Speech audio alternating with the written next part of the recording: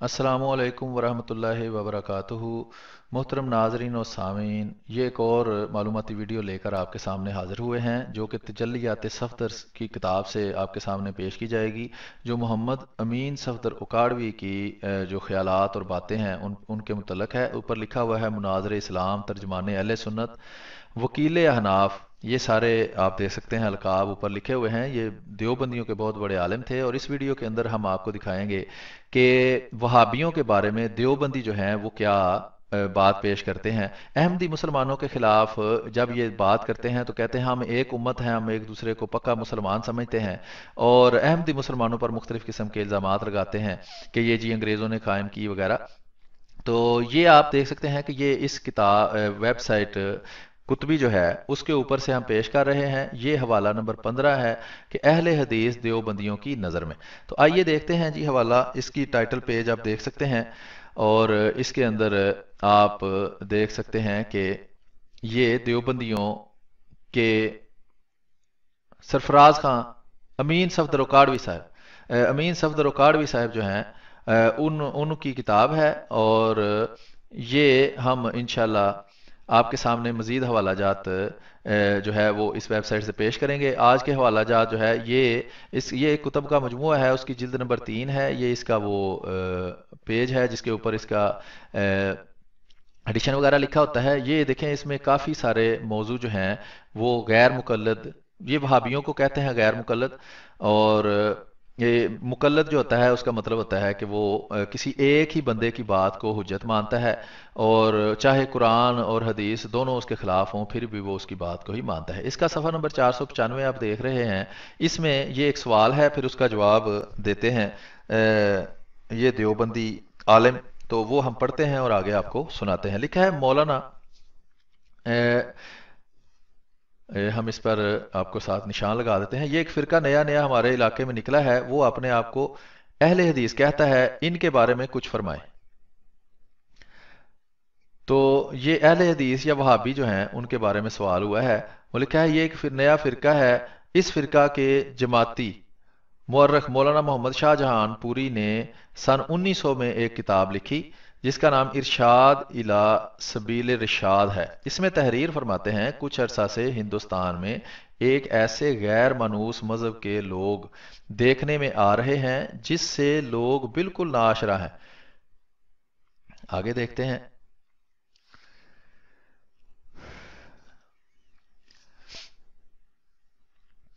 लोग देखने में आ रहे हैं जिससे बिल्कुल आशना है। पिछले ज़माना में शाज़ो नादर इस ख्याल के लोग कहीं हों तो हों, मगर इस कसरत से देखने में नहीं आए, बल्कि इनका नाम भी अभी थोड़े ही दिनों से सुना है। आप अपने आप को तो वो अहले हदीस या मोहम्मदी या मोहद कहते हैं, मगर मुखालिफ फरीक इनका नाम गैर मुकल्लद या वहाबी या ला मजहब लिया जाता है। चूंकि ये लोग नमाज में रफ़ा दैन करते हैं, यानी रुकू जाते वक्त, रुकू से सर उठाते वक्त हाथ उठाते हैं, जैसा कि तहरीमा यानी कि जब नमाज में शुरू करते हैं उस वक्त जब अल्लाह अकबर कहा जाता है तब आवाज़ उठाते हैं। तो बंगाला यानी बंगाल के लोग उनको रफ़ा यदैनी भी कहते हैं। अल शाह सफ़ा 3 माहाशिया। तो ये आप देख सकते हैं कि ये यहाँ इसने ये साबित किया है कि ये अपने आप को एक नया फिरका मानते हैं। उसके बाद लिखा है जी अमल बिल हदीस के बारे में इनकी अपनी शहादत। इसका मतलब है कि ये खुद एतराफ़ करते हैं कि ये नया फिरका है और फिरका शाज़ा भी है। अब तो फैसला आसान है, क्योंकि रसूल करीम सल्लल्लाहु अलैहि वसल्लम ने खुद फरमाया कि मन शज़्ज़ा शुज़्ज़ा फिन्नार। गोया हदीस पाक के मुताबिक ये एक दोज़खी फिरका है, मगर ये फिरका हदीस का नाम बहुत लेता है। ये देखें, यहाँ आप गौर कर सकते हैं कि ये इनको दोज़खी फिरका कह रहे हैं, और जब अहमदी मुसलमानों के मुकाबले में कहते हैं तो कहते हैं हम तो एक उम्मत हैं जी, हम मुसलमान हैं और आप काफिर हैं। तो ये खुद एक दूसरे के बारे में किस तरह के ख्यालात रखते हैं। तो जाहिर बात है कि अगर वो उनको मुसलमान समझते तो उनको दोज़खी फिरका तो ना कहते। दोस्त की फिरका का मुराद यह है कि इनके अकायद ऐसे हैं कि ये दोस्त की हैं। आगे जवाब में लिखा है ये दावा अगरचे इस फिरका के जाहिल लोगों में मशहूर है, मगर फैसला इस फिरका के उलमा का माना जाएगा।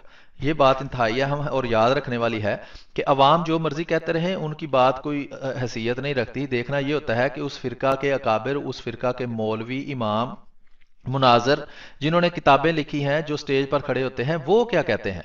अवाम को तो कुछ इल्म नहीं होता कि हमारे ज़्यादातर अवाम को तो अपने अकाबर के नाम भी नहीं आते।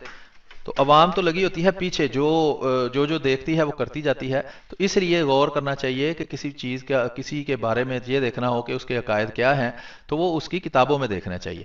وہ کہتے ہیں مولوی عبد الجبار غزنوی، جن کو یہ امام صاحب کہتے ہیں، یہ سید ابو بکر غزنوی بانی جامع ابی بکر گلشن اقبال کراچی کے دادا ہیں، اور مولانا عبد الطواب ملتانی جو اس فرقہ کے بہت مایہ ناز مناظر ہوئے ہیں، ان دونوں کی شہادت یہ ہے.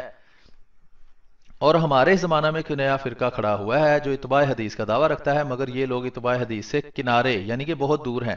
جو حدیثیں سلف اور خلف کے ہاں معمول بہا ہیں، ان کو ادنا سی قدع اور کمزور سی جرح پر مردود کہہ دیتے ہیں. اور آگے ہم پڑھتے ہیں یہاں سے.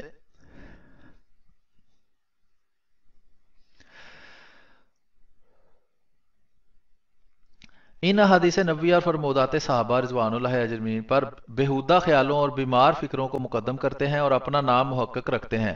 حاشا و کلا، اللہ کی قسم یہی لوگ ہیں جو شریعت محمدی کی حد بندی کے نشان گراتے ہیں اور ملت حنفیہ اسلام کی بنیادوں کو کہنا کرتے ہیں اور سنت مصطفیہ صلی اللہ علیہ وسلم کے نشان کو مٹاتے ہیں اور احادیث مرفوعہ نبویہ کو چھوڑ رکھا ہے اور متصل اسانید آثار صحابہ کو پھینک دیا ہے.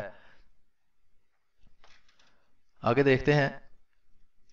ہاں جی، یہ دیکھیں اب یہ احمدی مسلمانوں کو کہتے ہیں جی یہ تو انگریز کے ایجنٹ ہیں، انگریز نے جماعت احمدیہ کو کھڑا کیا. یہ سارے فرقے ایک دوسرے کے بارے میں یہی کہتے ہیں. یہ عوام کو ہم سمجھاتے ہیں کہ یہ کوئی ایسی بات نہیں ہے کہ یہ احمدی مسلمانوں کو کہتے ہیں. یہ دیکھیں اب دیوبندی وہابیوں کو بھی وہی کہہ رہے ہیں. یہ لوگ اپنے آپ کو سب مذاہب سے آزاد سمجھتے ہیں. کیا وجہ ہے؟ جبکہ تمام اہل سنت والجماعت سلاطین، قضات، محدثین، مفسرین، متکلمین اور عوام ہمیشہ ایک نہ ایک مذہب کے پابند رہے ہیں. ٹھیک ہے جی. تو یہ اس سوال کرنے والے کا مقصد یہ ہے کہ یہ کس مذہب سے مراد یہاں یہ ہے کہ مذہب اسلام مراد نہیں ہے. مذہب سے مراد چار مشہور فقہ کے جو ہیں سلسلے ہیں، جو کہ ہیں امام ابو حنیفہ کو ماننے والے حنفی، پھر امام احمد بن حنبل کو ماننے والے حنبلی، امام شافعی کو ماننے والے شافعی، اور امام مالک کو ماننے والے مالکی. یہ چار مختلف سلسلے ہیں اور یہ ان کو ماننے والے مقلد کہلاتے ہیں. مقلد یہ ہوتا ہے کہ جس امام کی وہ بات، جس کا وہ مقلد ہوتا ہے، اس کے علاوہ وہ کسی کی بات نہیں مانتا. چاہے اس کے سامنے قرآن پیش کرو، چاہے حدیث پیش کرو، وہ کہتا ہے نہیں جو امام صاحب نے کہہ دیا ہے وہی درست ہے، میں اس کے علاوہ کوئی چیز نہیں مانوں گا. یہاں تک کہ اگر شافعی ہے اس کو امام ابو حنیفہ کی بات پیش کرو اور وہ قرآن کے مطابق ہو پھر بھی وہ نہیں مانے گا. وہ کہے گا نہیں میں نہیں مانتا کیونکہ میں فلاں کا مقلد ہوں. جیسا کہ کتب طبقات حنفیہ، مالکیہ، شافعیہ، حنابلہ سے ظاہر ہے، اسلامی تاریخ میں طبقات لا مذہبیہ یا طبقات غیر مقلدین بھی کسی کتاب کا وجود موجود نہیں ہے. یعنی کہ جو بزرگ گزرے ہیں وہ کہتے ہیں وہ ضرور ان میں سے کسی ایک مذہب یا ایک فقہ سے متعلق ہوتے ہیں. کوئی بھی ایسا نہیں گزرا کہ جو غیر مقلد ہو، جو کسی بھی فقہ سے متعلق نہ ہو. تو ان کا کہنا یہ ہے کہ اسلام ہے، مسلمان ہے ہی وہ جو کسی نہ کسی فقہ سے متعلق ہو، جو حنفی، مالکی، شافعی وغیرہ ہو. برادرم، ان کو مذہبی آزادی کا حکم نہ خدا تعالیٰ نے دیا نہ رسول کریم صلی اللہ علیہ وسلم نے، بلکہ یہ حکم ملکہ وکٹوریہ کی طرف سے جاری ہوا. تو یہ دیکھ لیں، وہ کہتے ہیں کہ وہابیوں کو بھی انگریزوں نے کھڑا کیا تھا.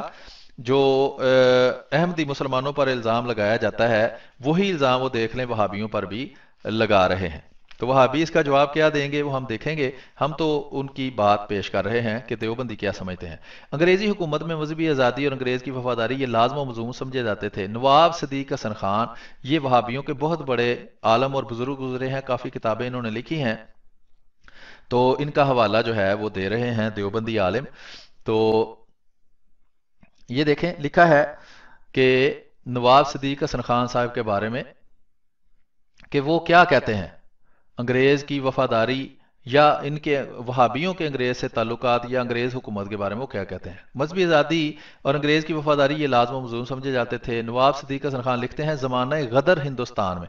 یہ دیکھیں اب غدر جو ہے وہ 1857 کی جو جنگ ہوئی تھی ہندوؤں اور مسلمان کے جو فسادی لوگ تھے انہوں نے انگریز حکومت کے خلاف لڑی تھی. کوئی بھی بہانہ بنا کر، اصل میں وہ ہندوؤں نے منصوبہ بنایا تھا تاکہ وہ قبضہ کر لیں اور جو حکومت ہے وہ انگریزوں سے خود چھین لیں، اور مسلمانوں کو انہوں نے ایک جو ہے وہ ٹیشو پیپر کی طرح استعمال کیا تھا. تو اس کو یہ وہابی غدر لکھ رہا ہے، جہاد نہیں لکھ رہا۔ ہندوستان میں ہمارے سب چھوٹے بڑے سرکار انگریزی کے خیر خواہ ہیں، یہ وہابیوں کے جو بڑے بزرگ ہیں نواب صدیق حسن خان صاحب، وہ دیکھیں کیا لکھ رہے ہیں کہ ہمارے سب بڑے سرکار انگریزی کے خیر خواہ ہیں، اگر کوئی بدخواہ انگریز سلطنت برٹش کا ہوگا تو وہی شخص ہوگا جو آزادی مذہب کو ناپسند کرے گا۔ ٹھیک ہے جی۔ اب اس میں جو ہے وہ سرفراز خان صفدر صاحب جو تھوڑا سا ڈنڈی بھی مارتے ہیں کہ آزادی مذہب سے مراد ہر ایک کی آزادی ہے، تو وہ اندر غیر مقلیتی بھی لکھ لیتے ہیں۔ یہ بہرحال یہ مولویوں کی عادت ہے، لیکن ہم یہ دکھا رہے ہیں کہ انہوں نے الزام لگایا ہے، اگر اس میں کوئی انہوں نے ڈنڈی ماری ہے تو وہابیوں کا فرض ہے کہ وہ اس کو ظاہر کریں اور یہ بتائیں کہ وہ ہم پر پھر کس منہ سے الزام لگاتے ہیں۔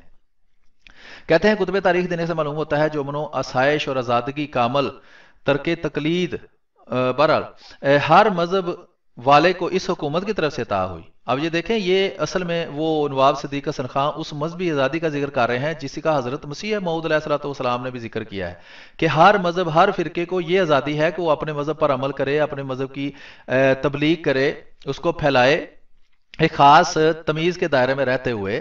تو اس کی طرف یہ نواب صدیق حسن خان صاحب اشارہ کر کے یہ کہہ رہے ہیں کہ جناب یہ انگریز حکومت کے اندر ہی ہمیں میسر ہے۔ یہی بات حضرت مسیح موعود علیہ الصلوۃ والسلام کرتے ہیں، تو ان نواب صدیق حسن خان صاحب کے فرقے کے جو وہابی ہیں وہ الزام لگاتے ہیں حضرت مسیح موعود علیہ الصلوۃ والسلام پر۔ تو ہمارا یہ دکھانے کا مقصد یہ ہے کہ دیوبندی آپ کو بھی وہی کہتے ہیں جو آپ ہمیں کہتے ہیں، تو جو جواب آپ ان کو دیں گے وہی جواب ہماری طرف سے لے لیں۔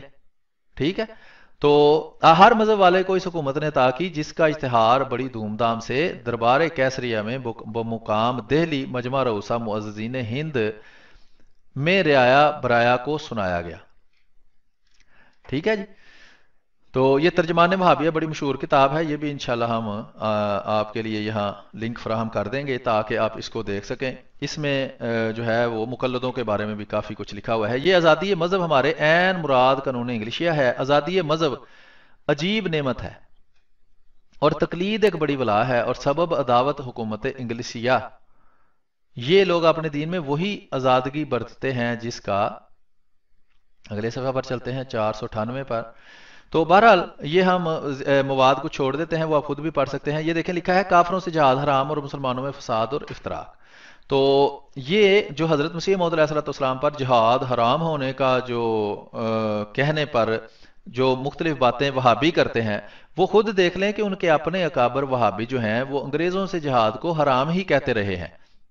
یہ دیوبندی اسی کا ذکر کرتا ہے کہ اس میں تو صاف اعتراف ہے کہ ترک تقلید کا فتنہ اس لیے اٹھایا گیا کہ کافروں سے جہاد حرام اور مسلمانوں سے فساد و افتراق پیدا کرنا فرض ہے۔ دیکھ لیں، وہ کہتے ہیں کہ یہ انگریزوں کو خوش کرنے کے لیے یہ کافروں سے جہاد حرام کے فتوے وہابیوں کے اکابر نے دیے تھے۔ تو وہی الزام بالکل جو احمدی مسلمانوں پر دوسرے فرقے لگاتے ہیں جس میں وہابی خود شامل ہیں، وہ خود ان پر وہ الزام دیوبندیوں کی طرف سے لگایا جا رہا ہے۔ تو کہنے کا مقصد یہی ہے، یہ حوالے دکھانے کا یہی مقصد ہوتا ہے کہ عوام جو ہے ان تک یہ بات پہنچائی جائے کہ دیکھیں یہ جو باتیں احمدی مسلمانوں کے خلاف آپ کے اکابر کرتے ہیں وہ ان کے خلاف دوسروں کی کتابوں میں لکھی ہوئی ہیں۔ یہ صرف اس کا ہی نہیں، ہر فرقے کا یہی حال ہے کہ اس کو ہر فرقہ دوسرے فرقے کو انگریز کا ایجنٹ بھی کہتا ہے، گستاخ رسول بھی کہتا ہے، گستاخ صحابہ بھی کہتا ہے، اللہ کا گستاخ بھی کہتا ہے۔ وہ ایک ہی الزام سارے فرقے ایک دوسرے پر لگاتے ہیں۔ تو یہ کوئی احمدی مسلمانوں کے خلاف کوئی انوکھا نہیں ہے، تو کہ یہ انوکھا ان کے خلاف کوئی احتجاج کر رہے ہیں، اور یہ ان کی عادت ہے، اور یہ بالکل جھوٹ پر مبنی یہ پراپیگنڈا ہے جماعت احمدیہ کے خلاف جو بھی کیا جاتا ہے۔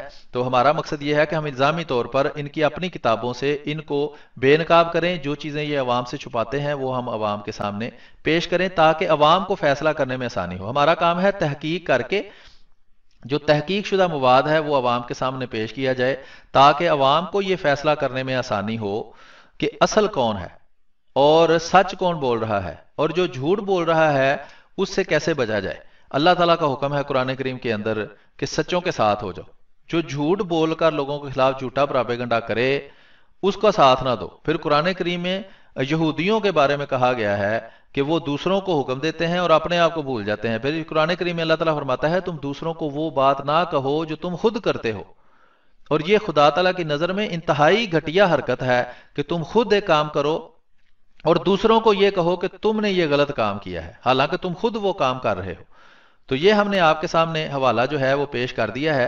آگے پڑھتے ہیں جی. لکھا ہے جی ہاں مولوی عطا اللہ حنیف بوجیانی کے شاگرد خاص پروفیسر محمد مبارک تحریر فرماتے ہیں جماعت غربا اہل حدیث کی بنیاد صرف محدثین کی مخالفت کے مقصد کے لیے رکھی گئی. صرف یہی مقصد نہیں بلکہ تحریک مجاہدین یعنی سید احمد شہید کی تحریک کی مخالفت کر کے انگریز کو خوش کرنے کا مقصد اس میں پنہاں تھا. یہ دیکھ لیں سید احمد شہید بڑے مشہور بزرگ ہیں. انہوں نے بھی انگریزوں کے خلاف جنگ نہیں کی. انہوں نے انگریزوں کے علاقے سے نکل کر سکھوں سے جنگ کی اور ان کو خود مسلمان کہلانے والوں نے شہید کر دیا, مار دیا.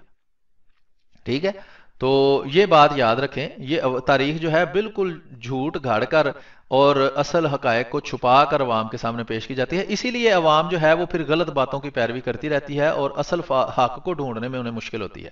لکھا ہے اہل حدیث کو ماں امام کے قتل کیا جائے. سیدنا امیر المومنین حضرت ابوبکر رضوان اللہ اجمعین نے مسلمہ کذاب اور اس کے ساتھیوں کو کیفر کردار تک پہنچایا تھا. دیکھ لیں یہ ہم ہی کبھی مسلمہ کذاب سے ملاتے ہیں, اب یہ وہابیوں کو مسلمہ کذاب سے ملا رہے ہیں. ملکہ وکٹوریہ ملکہ معظمہ ہے. یہ دیکھ لیں کہ جس طرح حضرت مسیح موعود علیہ السلام پر یا جماعت احمدیہ پر یہ الزام لگایا جاتا ہے, اسی طرح یہ دیوبندی وہابیوں پر بھی الزام لگا رہے ہیں.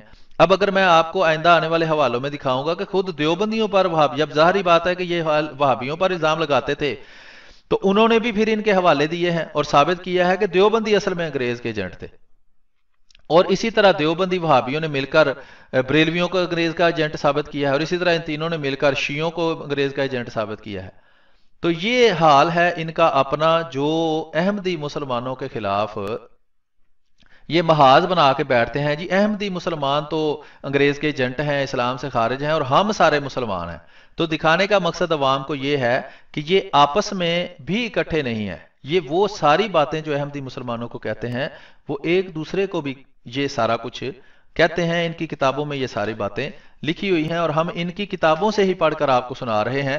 ہم کوئی زبانی کلامی ان کی طرح جمع خرچ نہیں کر رہے کہ اپنے پاس سے جھوٹ گڑ گڑ کر ان کی طرح آپ کو سناتے جائیں.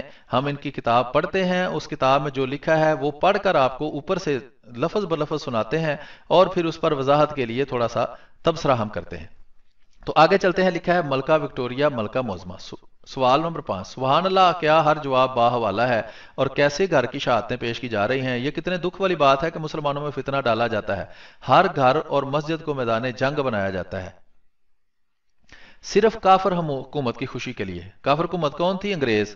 اور ائمہ مجتہدین کو دین کے ٹکڑے کرنے والا اور مقلدین کو مشرک اور بدعتی کہتے ہیں. الفتنہ تو اشد من القتل کی وعید ان کو ذرا بھی خوف نہیں.